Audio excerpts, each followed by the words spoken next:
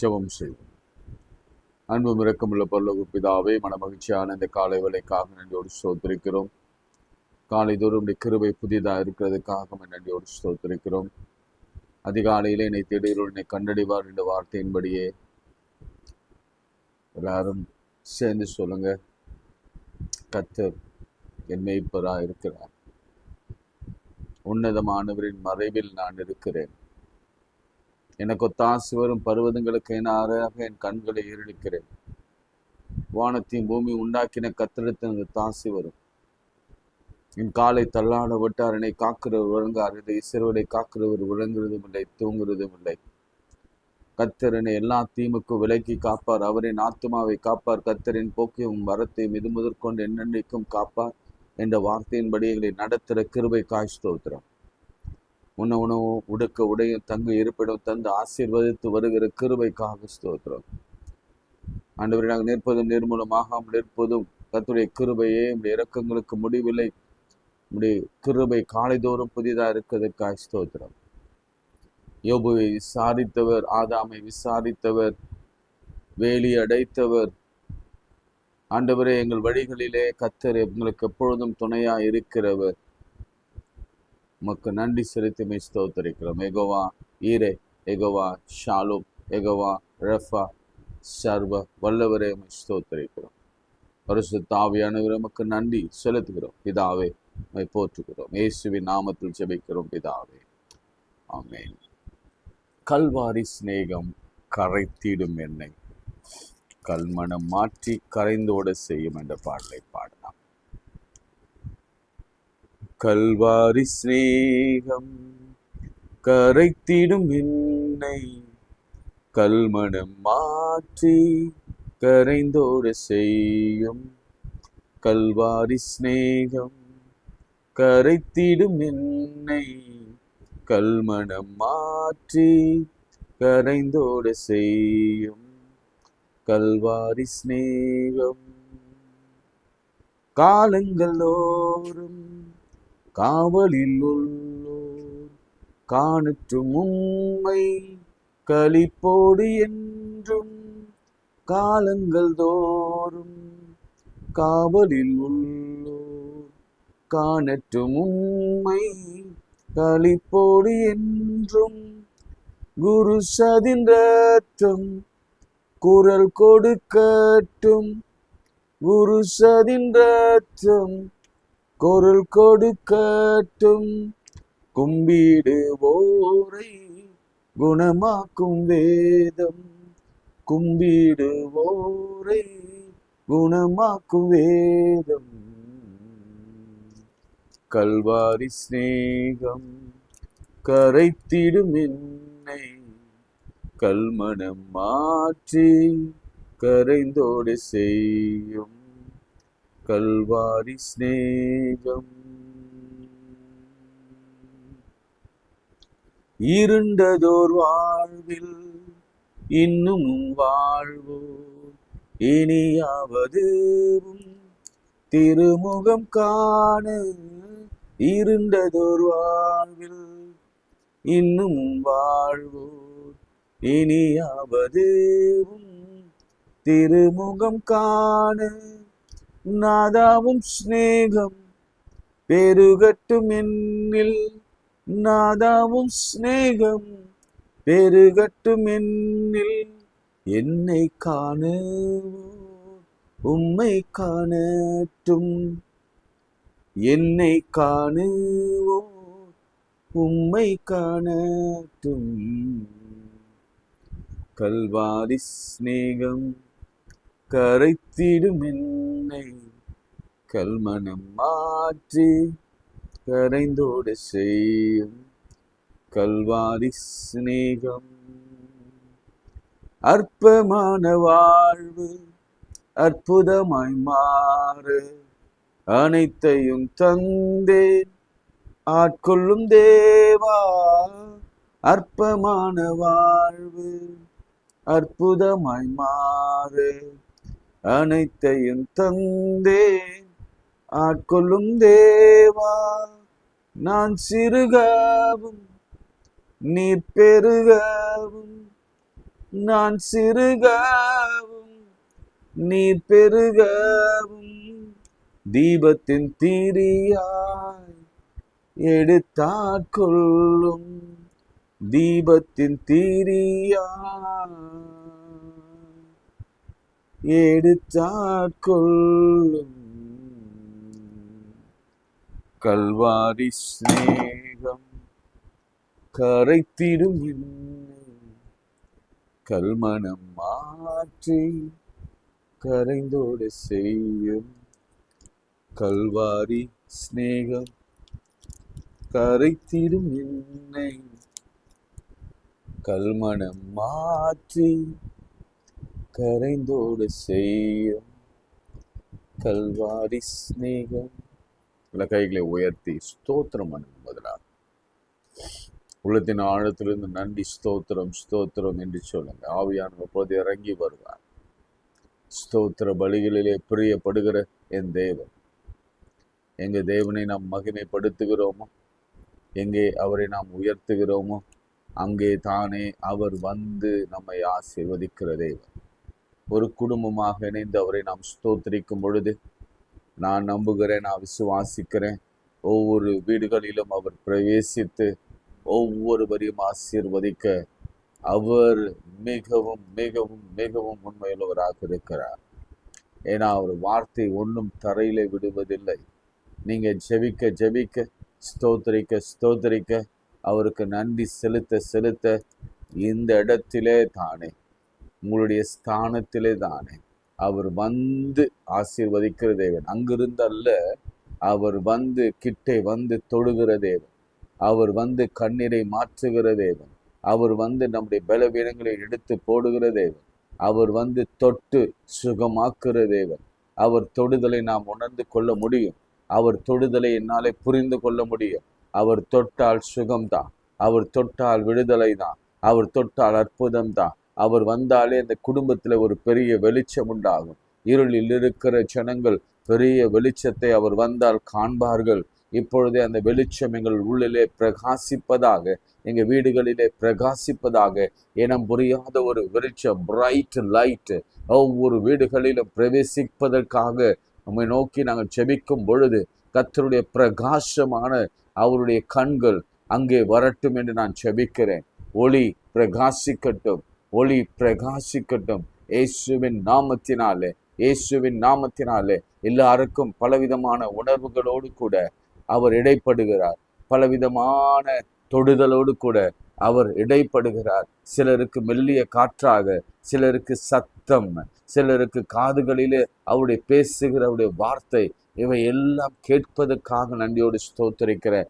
இன்று சாவுக்கு ஏதுவான எல்லா வியாதிகளும் இயேசுவின் நாமத்திலே மறைந்து கரைந்து போகிறதை நான் பார்க்கிறேன். எல்லா பலவீனங்கள் நோய்கள் மறைந்து, எல்லா குழப்பங்கள் கலைந்து இயேசுவின் நாமத்தினாலே இப்பொழுதே ஒரு சமாதான நிலை உண்டாகிறதை நான் பார்க்கிறேன். அவாந்தர வழியிலே வழிகளை பார்க்கிறேன், ஆறுகளை பார்க்கிறேன். யோர்தானிலே கர்த்தர் மேலிருந்து வந்த ஆசீர்வாதத்தை கொடுத்தது போலவே இன்று கர்த்தர் மேலிருந்து பலவிதமான ஆசீர்வாதங்களையும் பலவிதமான பெரிய கிருபைகளையும் கர்த்தர் கொடுக்க போகிறதுக்காய் ஸ்தோத்திரம். இயேசுவின் நாமத்தில் ஜெபிக்கிறோம் நல்ல பிதாவே, ஆமென். பிரியமானவர்களே, யோர்தான் மிராக்கிள்ஸ் இன்று ஒருவேளை கடைசியாக இருக்கலாம். ஏன்னா கடைசி யோர்தான் நிகழ்ச்சி ஒரு 10 இடம் போல யோர்தான் வருகிறது. அதில் அநேக இடங்களை நாம் டச் பண்ணிட்டோம் ஃப்ரம் த பிகினிங்ல இருந்து. இப்போ நியூ டெஸ்ட்மெண்ட்ல ஆண்டவர் ஒரு இடத்தை நமக்கு காண்பித்து கொடுக்க விரும்புகிறார். உங்களுக்கு எல்லாருக்கும் அந்த இடம் தெரியும். இருந்தாலும் அதிலிருந்து ஆண்டவர் என்ன நம்மோடு கூட பேச போகிறார் என்பதை நாம் இன்றைக்கு சிந்திக்கவிருக்கிறோம். நான் நேற்றே சொன்னேன், நான் ஒரு அற்புத சாட்சி ஒன்று உங்களோடு கூட நான் பகிர்ந்து கொள்ள போகிறேன்னு சொன்னேன். நீங்கள் அதற்காக காத்திருங்க. ஆவியானவர் எப்பொழுது சொல்ல என்னை ஏவுகிறாரோ அப்பொழுது வரும், இன்றைக்கே வரும். முதலாவது அவருடைய வசனம் வரட்டும். யோவான் 3ஆம் அதிகாரத்தில்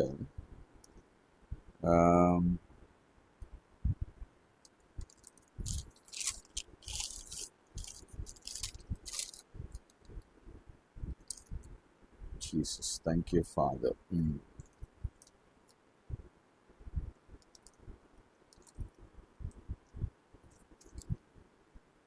3ஆம் அதிகாரம் 5ஆம் வசனம். ஆண்டவர் சொல்லுகிறார், இயேசு பிரதித்திரமாக, ஒருவன் ஜலத்தினாலும் ஆவினாலும் பிரபாவித்தால் தேவனுடைய ராஜ்யத்திலே பிரவேசிக்க மாட்டான் என்று மெய்யாகவே மெய்யாகவே உங்களுக்கு சொல்லுகிறேன் என்று சொன்னார். மத்தேயு 3ஆம் அதிகாரத்தையும் நாம் திருப்பிக் கொள்வோம். ஏனென்றால் ஆண்டவர் சொன்ன வார்த்தை, நீங்க ஜலத்தினாலும் ஆவினாலும் பிறக்க வேண்டும். ஞானஸ்தானமும் பரிசுத்தாவின் அபிஷேகமும் இல்லாமல் தேவனுடைய ராஜ்யத்துல எவனும் பிரவேசிக்க முடியாது என்பதை நான் புரிந்து கொள்ள வேண்டும். சில நேரங்களில் நாம ஞானஸ்தானம் கொடுப்பதில், நம் பிள்ளைகளுக்கு கொடுப்பதில் கொஞ்சம் லேசாக இருந்து விடுகிறோம், தவறு செய்கிறோம். எப்படியாவது அந்த சாக்கிரமத்தை நாம பின்பற்றியே ஆக வேண்டும். அது கர்த்தர் கொடுத்த கட்டளை. அதனால நாம் அந்த சாக்கிரமத்தை நாம் பின்பற்றுவோம். மத்தேயு 3ஆம் அதிகாரத்துல, நாட்களிலே யோவான் ஸ்நானகன் யூதேயா வனாந்தரத்திலே வந்து மனம் திரும்பல், பரலோக ராஜ்யம் சமீபித்திருக்கிறது என்று பிரசங்கம் பண்ணினான். யோவானை குறித்து நாம இங்க பார்க்கிறோம். இங்க வசனங்கள் 7 நாம் வாசிக்கும் பொழுது அவன் பேசுகிறதில் நாம் பார்க்கலாம். 5-6 வாசிக்கிற, அப்போது எருசலேம் நகரத்தாரும் யூத தேசத்தாரும் அனைவரும் யோர்தானுக்கு அடுத்த சுற்றுப்புறத்தார் யாரும் அவரிடத்தில் வந்தார்கள். இவர் எங்க ஞானஸ்தானம் கொடுக்கிறார்னா, யோர்தானிலே ஞானஸ்தானம் கொடுக்கிறார். இதை வாசிக்கிறேன், அப்போ உங்களுக்கு எல்லாருக்கும் புரியும் நினைக்கிறேன். அவரை பற்றி, யோவானை பற்றி கொஞ்சம் சொல்லிடுறேன். கர்த்தருக்கு வழி ஆயத்தப்படுத்துங்கள், அவருக்கு பாதையை செவிப்படுத்துங்கள் என்று வனாந்தரத்திலே கூப்பிடுகிறவருடைய சத்தம் உண்டு என்று ஏசாயா தீர்க்கதரிசியினாலே சொல்லப்பட்டவன் இவனே. இந்த யோவான் ஒட்டக மயிர் உடையை தரித்து தன் அறையில் வாட்கச்சையை கட்டி கொண்டிருந்தான். நல்ல அவனுடைய அப்பீரன்ஸை கொஞ்சம் மனசுல கொண்டு வாங்க. யோவான் அப்பீரன்ஸை ஒரு மனசுல கொண்டு வாங்க. அவருக்கு என்ன வயசு அப்படின்னு பார்த்தா, ஏசு கிறிஸ்துவின் வயசு தான். ஒரு 6 மாசம் ஏசு கிறிஸ்துவை விட பெரியவர். அது நமக்கு நல்லா தெரியும். அதன் பிறகு அவர் கர்த்தருடைய தீர்க்கதரிசி என்று அழைக்கப்பட்டார். திருமறையில நாம அதுக்கான குறிப்புகள் இருக்கிறது, வசனமுமே இருக்கிறது. மத்தேயு 14ஆம் அதிகாரம் 5ஆம் வசனத்துல, ப்ராஃபட் ஆஃப் காட், எலியாவின் ஆவியை உடையவர் என்று நமக்கு வேதம் நமக்கு தெளிவாக சொல்லுகிறது. ட்ரெஸ்ஸை நம்ம பார்த்துட்டோம். எப்படின்னா, எலியா கூட இதே மாதிரி தான் ட்ரெஸ். அவருக்கும் ஆடை பெரிய பெரிய பகட்டான ஆடையெல்லாம் எதுவும் இருக்காது. ஒரு மாதிரி ரொம்ப சிம்பிளான ஒரு ஆடை. சொல்லப்போனால் ஒட்டக மயிர்ன்றது அந்த ஒட்டக தோல்னாலே செய்யப்பட்ட ஒரு உடை.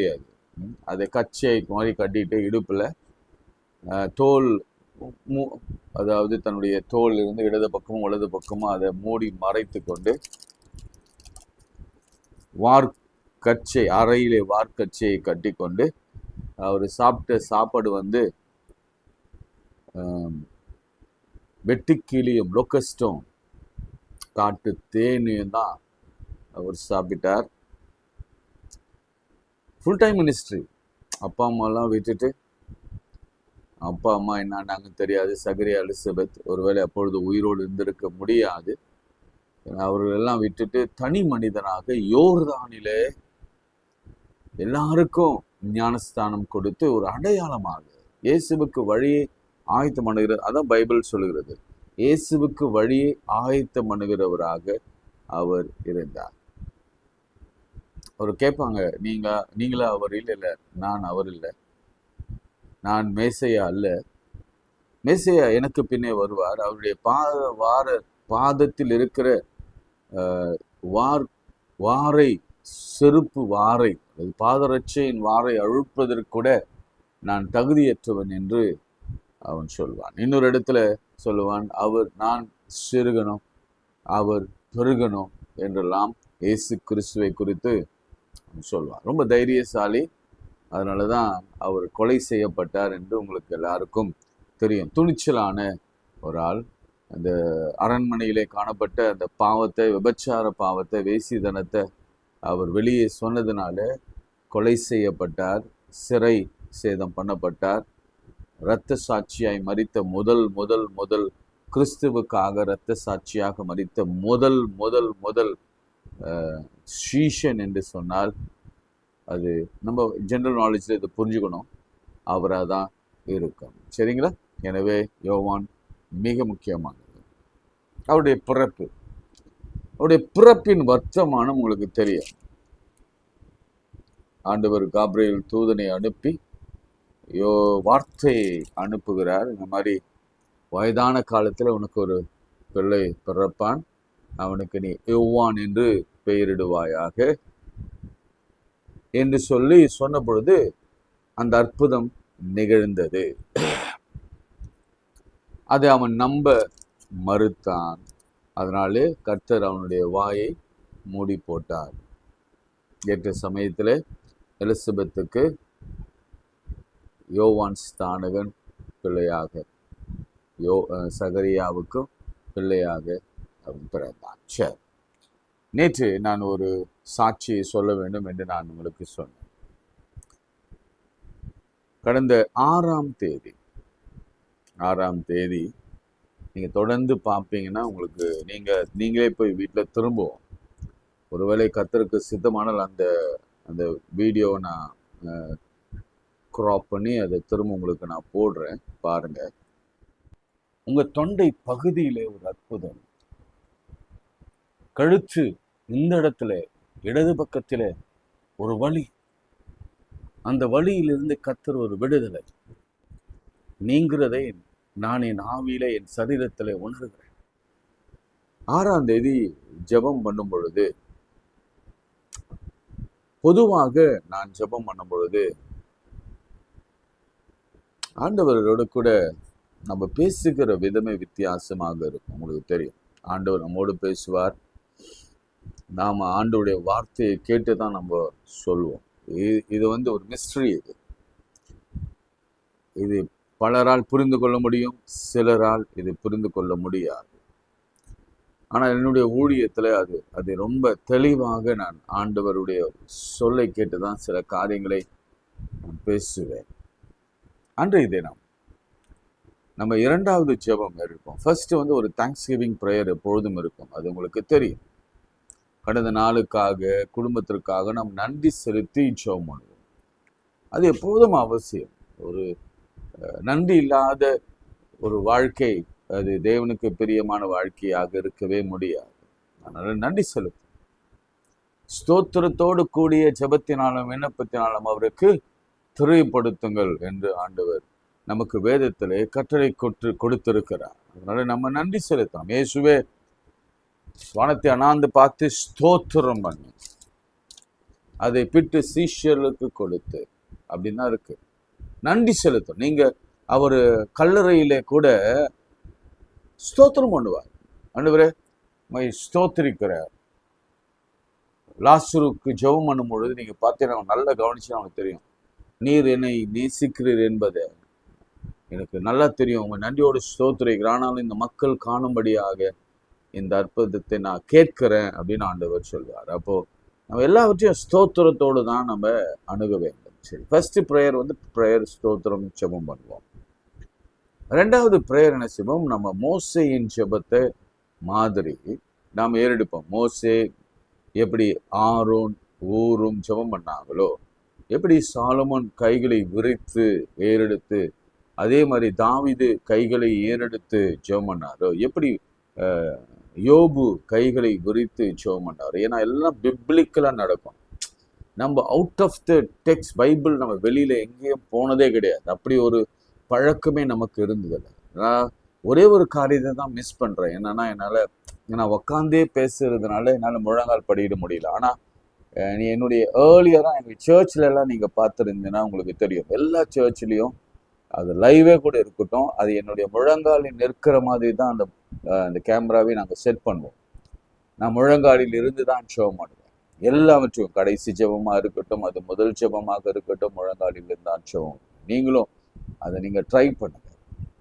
எலியா மாதிரி நம்ம முழங்காலில் நின்று நாம் ஜெபிக்க வேண்டும்.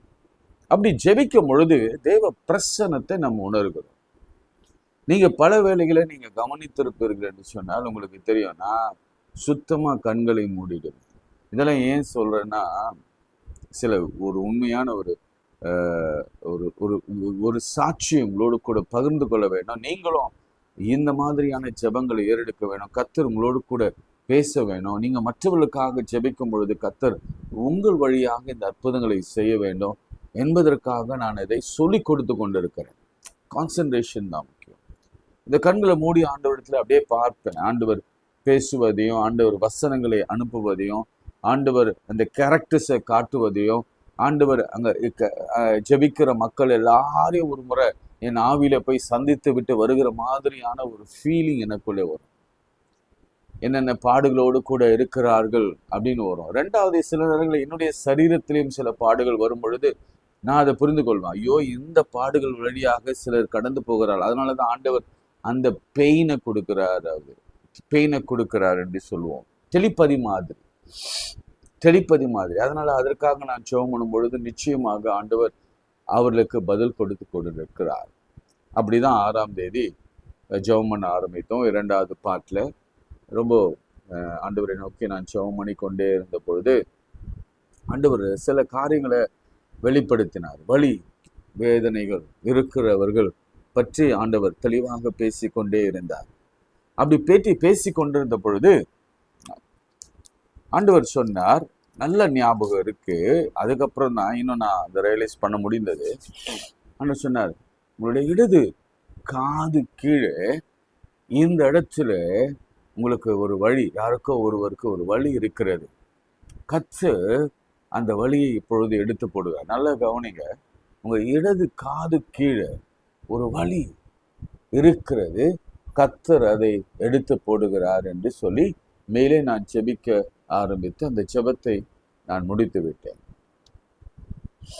நேற்று முன்தினம் காலையில ஒரு இன்டர்நேஷனல் கால் ஒன்று வந்தபோது நான் எடுத்த அந்த முனையில ஒரு தாயார் என்னோடு கூட பேசினாங்க.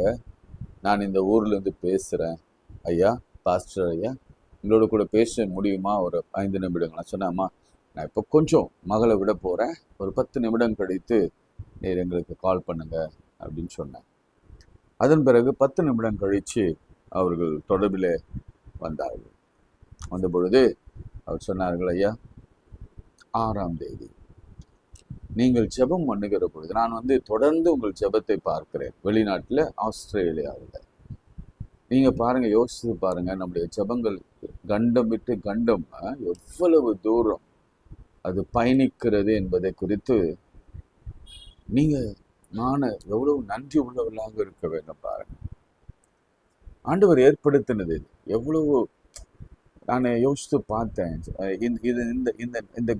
இதை சொல்லும் பொழுது நான் யோசிக்கிறேன், சில நேரங்களிலே ஆண்டவர் சஃபரிங்ஸ் கொடுப்பார் என்று சொன்னால், சில நேரங்களிலே எப்படி நம்மளுக்கு ப்ரொவிஷன்ஸ் தருவார்ன்னு சொன்னால், ஸ்ட்ரகிள் இருந்து தான் நம்மை ஆண்டவர் ப்ரொவிஷன் கொடுப்பார். For example Joseph, for example Daniel, for example Esther, for example இந்த இளம் பெண் நம்ம யோர்தானுக்கு அனுப்பினால அந்த இளம் பெண், அது சின்ன பெண், அந்த மாதிரி தான் நான் நிறைய பாடல் வழியாக கடந்து போகிற பொழுது இந்த ஜெபத்தை நான் விடவே இல்லை. நான் ஒவ்வொரு ஆலயத்து போகும்பொழுது அந்த ஆலயத்தில் இருந்து தான் ஜெபிப்பேன். அங்கிருந்து எல்லாரும் ஷேர் பண்ணுவாங்க. இப்பொழுது இந்த ஆலயத்தில் வந்த பிறகு இங்கிருந்தும் அப்படிதான் ஜெபித்து கொண்டிருக்கிறேன். அவங்களுக்கு பெரம்பூர்லேருந்து ஒரு அன்பு சகோதரன் சுரேஷ் என்பவர் அதை ஷேர் பண்ணியிருக்கிறார். அவங்க அங்கிருந்து பார்த்து கொண்டிருக்கிறார்கள். அப்படி பார்த்து கொண்டிருக்கும் பொழுது அந்த ஜெபத்தில் சொன்ன அந்த வார்த்தை என்ன சொன்னேன், உங்க இடது காது கீழே இங்கே ஒரு வழி இருக்கிறது, கர்த்தர் அதை சுகமாக்குறாருன்னு சொன்னேன். அந்த மாதிரி சொல்றாங்க, ஐயா எனக்கு ஒரு வாரமாக அதே இடத்திலே பெயின். எனக்கு லிட்ரலி அவங்க சொன்னாங்க, நான் திரும்பவும் நேற்று அவங்களோட கூட பேசும்பொழுது சொன்னாங்க, லிட்ரலி வாயை திறக்க முடியாத அளவுக்கு வலி. நல்ல அழகா பாடுறவங்க, அங்க ஆஸ்திரேலியாவில் ஒரு 2 சபையில நல்ல பாடி ஜெபம் பண்ணி ஆராதனை செய்கிறவங்க, வர்ஷிப் எடுக்கிறவங்க, பிரசங்கிக்கிறவங்க, அவங்களுக்கு இந்த வலி இனம் புரியாத ஒரு வழி. அது எப்படி ஏன் வந்தது என்று தெரியல. எதனால் இந்த வழி வந்தது? இந்த இடத்துல ஒரு பெயின் இருக்கும்னா இந்த ஜா கூட அசைக்க முடியாத அளவுக்கு அப்படி ஒரு பெயின் இருந்திருக்கிறது. அப்ப அவங்க ஜெபத்துல கலந்து கொண்டிருக்கிறாங்க. அதே நேரத்துல நாம் ஜெபம் பண்ணும் பொழுது அவங்களுக்குள்ள ஆவியானவருடைய அபிஷேகம், அதுதான் சொல்றேன், அவங்களுக்கு ஒரு மாதிரி ஸ்டன் ஆயிட்டாங்க. எப்படி இந்திய தேசத்துல சென்னையில ஒரு மூலையில 5:30 மணிக்கு நம்ம 5:30 மணிக்கு ஜெபம் பண்றோம். சில நேரங்களில் நம்ம இரவில நேரம் நமக்கு நிறைய இந்த இன்டர்நெட் இஷ்யூஸ்லாம் வருகிற பொழுது கொஞ்சம் ஜாக்கிரதை முன்கூட்டியே நம்ம ரெக்கார்டும் பண்ணுவோம். ரெக்கார்ட் பண்ணி அதை டைமுக்கு அப்லோட் பண்ணுவோம். சில நேரங்களில் அது நடப்பது உண்டு. ஸோ இப்படிப்பட்ட ஒரு சூழ்நிலையில் தட் வெரி டைம் அவங்க நமக்கு இங்கே 5:30 மணின்னா அவங்க 9 மணிக்கு அங்கே பார்க்குவாங்க. நீங்கள் கொஞ்சம் இதெல்லாம் கொஞ்சம் யோசிச்சு பாருங்க. நம்ம 5:30 மணிக்கு இங்கே லைவ்ல நம்ம ஜெபம் பண்ணுறோன்னு அவங்க 9 மணிக்கு அங்கே பார்ப்பாங்க. இந்த சமயத்தில் ஆண்டவருடைய வார்த்தை, கொஞ்ச நாட்களாக நம்ம ஆண்டவருடைய வார்த்தை எப்படி புறப்பட்டு போகிறது, ஆண்டவருடைய வல்லமை எப்படி புறப்பட்டு போகிறது, ஆண்டவர் எப்படி சமீபத்திற்கு மாத்திரமல்ல அவர் தூரத்திலும் அவர் செயல்படுகிறார், அவருடைய வசனங்களை எங்கெல்லாம் அனுப்பி அவர் தம்முடைய கிரியைகளை நடப்பிக்கிறார் என்பதெல்லாம் நம்ம பேசிக்கொண்டே வருகிறோம். அதை அனுபவிக்கல, இது வரைக்கும் அனுபவிக்கல. This is the first time. அவங்க சொன்னாங்க, ஐயா இதை நீங்க சாட்சியாக சொல்லணும். அவங்களுடைய பெர்மிஷனோட தான் நான் இதை சொல்றேன். ஒருவேளை கர்த்தருக்கு சித்தமான அவங்களே கூட ஒரு சாட்சியை ஒரு ரெக்கார்ட் பண்ணி அவங்க நல்லா அழகா பாடுவாங்க, ஒரு பாட்டு பாடி கூட நான் ஒரு நாள் அப்லோட் பண்ண சொல்றேன். ஆண்டவர் தொட்டார். தொட்ட மாத்திரத்துல இன்ஸ்டன்டா அந்த பெயின் அவங்கள விட்டு கடந்து போயிட்டு she relieved. ஆண்டவருடைய பவர் அப்படியே அன்லீஸ்ட், ரிலீஸ்ட். எப்படி நம்ம கண்டம் விட்டு கண்டம் போதும். 5 கண்டங்கள் எங்கெங்கேயோ, எத்தனை 1000 கிலோமீட்டர் தாண்டி, எத்தனையோ 1000. எனக்கு ரொம்ப பயமா ஆயிடுச்சு, எனக்கு ரொம்ப திகில் ஆச்சு, எனக்கு ரெஸ்பான்சிபிலிட்டி ரொம்ப அதிகமாச்சு. மோரோவர் இல்லை ஆண்டவர் பயன்படுத்துகிற விதமே வித்தியாசமாக இருக்கிறது என்பதை என் குடும்பத்தோடு கூட நான் ஷேர் பண்ணேன். She perfectly healed. ஒரு வாரம் கழிச்சு, அது 6th நடந்து, அவங்க கொஞ்ச நாள் கழிச்சு தான் என் கூட அதை சொல்லணும். கண்டிப்பா ஐயாவுக்கு சொல்லணும், நிச்சயம் சொல்லணும், இது எல்லாருக்கும் அவர் சொல்லணும். இந்த காலை ஜெபத்துல எத்தனை வல்லமை இருக்கிறது என்பதை மக்கள் புரிந்து கொள்ளணும். சரி, இன்னொரு விஷயத்த சைமல்டேனியஸா நான் சொல்லிடுறேன். இந்த காலை ப்ரேயர் என்றது மாத்திரமில்லை, இன்னொரு விஷயத்தை நான் சொல்லிடுறேன். இது இருக்கட்டும், நான் இதையும் நீங்க மனதில் வைத்துக்கொள்ளுங்க. ஒரு வாரத்திற்கு முன்பாக ஒரு அம்மா எனக்கு கால் பண்ணாங்க. கால் பண்ணி, ஐயா என் மகளுக்காக ஜெபம் பண்ணுங்க, பெரிய மகளுக்கு குழந்தையே நிக்கல, 2வது மகள் இப்பதான் திருமணமாகி அவங்க ஒரு புதிய வீட்டுக்குள்ள அவங்க பால் காய்ச்சி போனாங்க. நான் போய் ஜெபம் பண்ணிட்டு வந்தேன். வந்துட்டு அவங்களுக்கு அங்கே நான் ஜெபம் பண்ணினேன். 2 பேருக்கும் ஜெபம் பண்ணேன். அவங்க சொன்னாங்க, ஐயா அந்த பிள்ளைக்கு கருத்தரித்திருக்கா, ஆனால் மருத்துவர்கள் சொல்றாங்க அந்த கரு கருப்பையிலே இல்ல மாதிரி தோன்றுது, எங்க இருக்குதுன்னு தெரியல, சோமனுங்கய்யா சோமன். எனக்கு ஒரே பெரிய குழப்பம். அந்த கருப்பையில இல்லைன்னா எங்க இருக்கும்? ஒருவேளை டியூப்ல வந்திருக்குமா, நின்று இருக்குமா அப்படின்னா? ஏன்னா நிறைய நம்ம பார்த்துருக்குறோம், டியூப்ல இருந்து அது வளர்ந்து வெடித்த கதையெல்லாம் நமக்கு தெரியும். நான் அப்பொழுது அந்த சகோதரி இடத்துல, அந்த மகள் இடத்துல ஜோம் பண்ண முடியாது ஃபோனை கொடுத்தேன். அவங்களும் என்னோட சேர்ந்து ஜோம் பண்ணா. நான் சொன்னேன், நான் எப்பவுமே ரொம்ப சொல்றேன், நான் எப்பவுமே விசுவாசத்துல நம்பிக்கை, அது அது எனக்கு ரொம்ப ஜாஸ்தி. எனக்கு சொன்னேன், பெற செய்கிறவராகிய நான் பெற செய்யாமல் இருப்பேனோ, பிரசவிக்க பண்ணுகிறவராகிய நான் பிரசவத்தை தடுப்பேனோ என்று உன் தேவனாகிய கர்த்தர் சொல்கிறார். இதை சொல்லிட்டே இருமா, இதை சொல்லிட்டே இரு. ஏசாயா 66:9 சொல்லு அப்படி சொல்றேன். இன்னைக்கு என்ன செய்தாங்க, நாளைக்கு தான் போவதாக இருந்தது. எனக்கே அவங்க போயிட்டு அவங்க எனக்கு ஃபோன் பண்ணாங்க, அங்கிள் நான் டாக்டரை பார்த்தேன், டாக்டர் டெஸ்ட் பண்ணாங்க. டெஸ்ட் பண்ணும் பொழுது அந்த கரு எங்கேயோ இருந்தது என்று மருத்துவர்களால் கூட கண்டுபிடிக்க முடியாத அந்த கரு இப்பொழுது சரியாக அந்த யூட்ரஸ்ல இருந்தது என்று அந்த மகள் சாட்சி சொன்னார். அல்லேலூயா.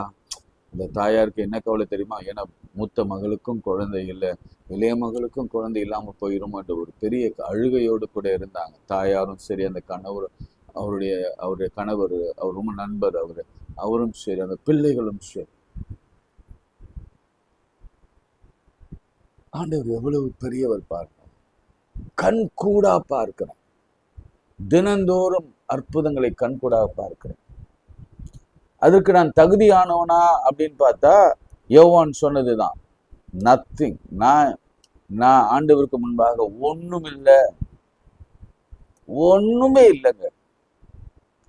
அவன் சொல்றான், நான் தரையில கீழே பணிந்து, அந்த நீங்க சாண்டல் பார்த்துருப்பீங்களா அந்த காலத்துல, நம்ம சின்ன வயசுல, இப்போ கூட சாண்டல் இருக்கு, அதுல பக்கிள் இருக்கு. இந்த பாட்டுலாம் அவங்களுக்கு இருக்கும்ல, பக்கிள் இருக்கும். அந்த பக்கிள் வந்து போடுறதே கஷ்டம், அந்த சாண்டல் போடுறதே கஷ்டம். அந்த சாண்டலை போடுறது அளவுக்கு கூட, அந்த பக்கிள் போடுற அளவுக்கு கூட நான் தகுதியற்றவர், ரியலி. அதனாலதான் அந்த பாட்டை எடுத்தேன். நிறைய தடவை அந்த பாட்டு நம்ம பாடி இருக்கிறோம், நான் பாடி இருக்கிறேன். ஏன்னா எனக்கு ரொம்ப பிடிச்ச பாடல். நான் சிறுகவும் நீ பெருகவும் தீபத்தின் தீரியா என்னை பயன்படுத்தி நாட்டுகிறேன். அல்லேலூயா. என்னை ஆட்கொள்ளும் அப்படின்னு இருக்கும். நான் இப்ப ரொம்ப தெளிவா சொல்றேன், என்னை திரியா, உம்முடைய திரியா என்னை பயன்படுத்துங்கப்பா. என்னிலே வெளிச்சம், என்னை காணுவோர், என்னை காணுவோர் உம்மை காணட்டும். பிரியமானவர்களே, இந்த 2 சாட்சிகள் எதுக்கு தெரியுமா? நாம நேரம் செலவிடுகிறோம்ல, அரை மணி நேரமோ 40 நிமிடமோ காலையில, அது வெறுமையாய் போகாது. எஸ், வெறுமையாய் போகாது. உங்களுக்கான ஒரு நேரமும் உங்களுக்கான ஒரு தருணமும் வரும் பொழுது அது நிச்சயம் நிறைவேறும், நிச்சயம் நிறைவேறும். எனக்கு தெரியும், டெய்லி அற்புதம் நடக்கிறது என்று எனக்கு தெரியும். I know.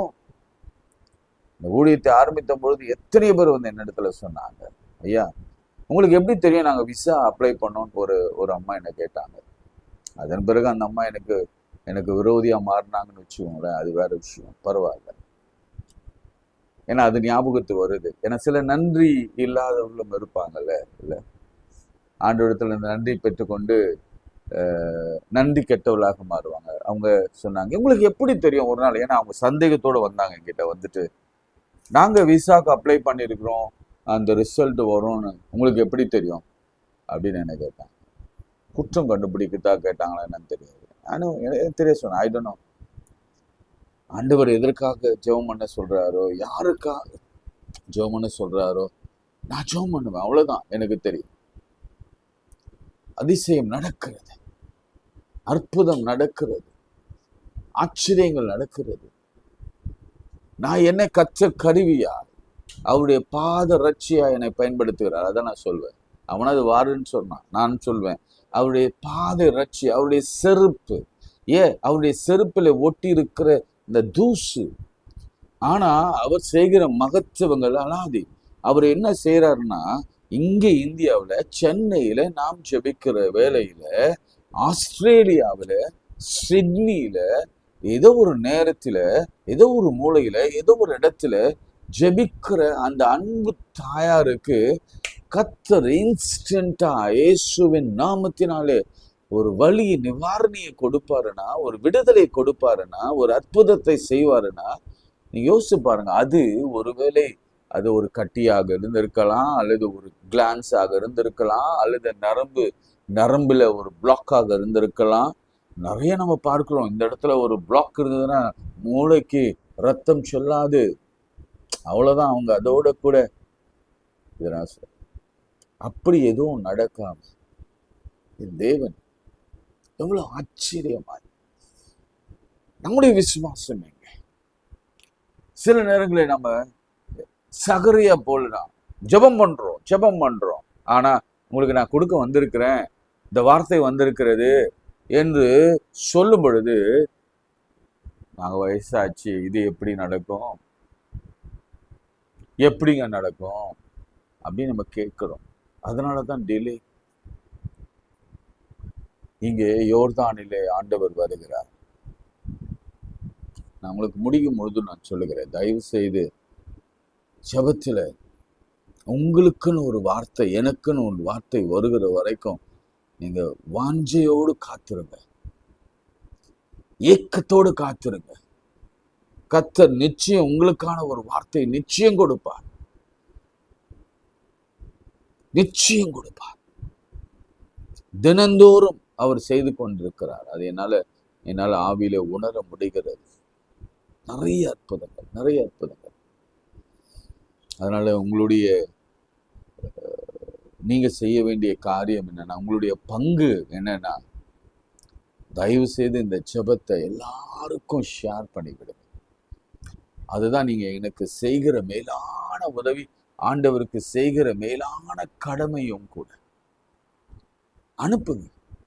ஏன்னா இப்பேற்பட்ட ஒரு அதிசயங்கள் காலையில நடக்கும் பொழுது, அல்லது அவங்க எந்த நேரங்களில பார்க்கிறாங்களோ அந்த நேரங்களில நடக்கும் பொழுது, நம்ம ஏன் சும்மா இருக்கணும்? இந்த காலத்திலே சும்மா இருந்தா, எஸ்தர் சொன்னா, ரட்சிப்பு வேறொரு இடத்திலிருந்து வரும். எஸ்தரை பற்றி மொர்தெகாய் சொல்கிறார், அப்போ நீயும் தகப்பன் வீடும் நாசமாய் போவீர்கள்.